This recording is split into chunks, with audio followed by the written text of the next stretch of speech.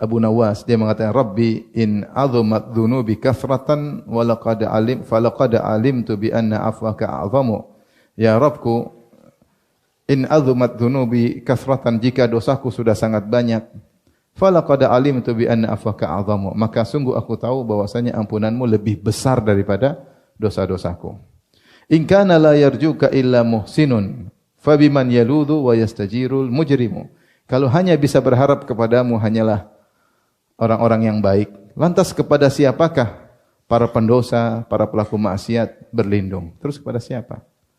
Ya, bukankah engkau Tuhannya orang baik dan orang buruk? Kalau hanya orang baik yang boleh bersandar kepadamu, terus orang buruk sepertiku mau bersandar kepada siapa?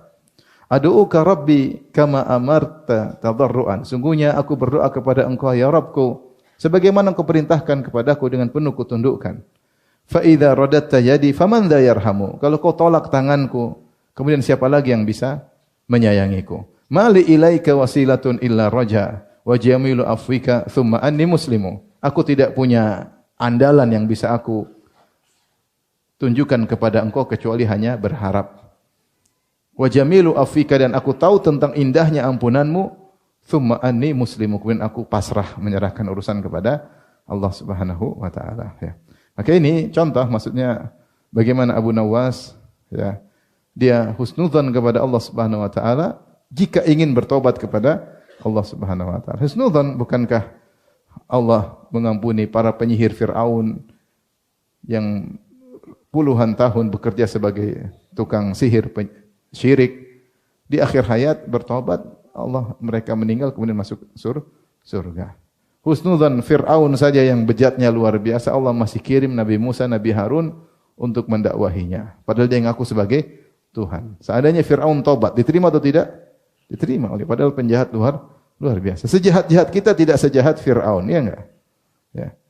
Jadi kapan kita husnudzan? Ketika kita berbuat baik. Tapi kalau orang maksiat tetap saja husnudzan, maksiat husnudzan, maka dia jatuh dalam dosa yang sudah kita bahas pada pertemuan sebelumnya, al-amnu min makrillah, merasa aman dari hukuman Allah Subhanahu wa taala.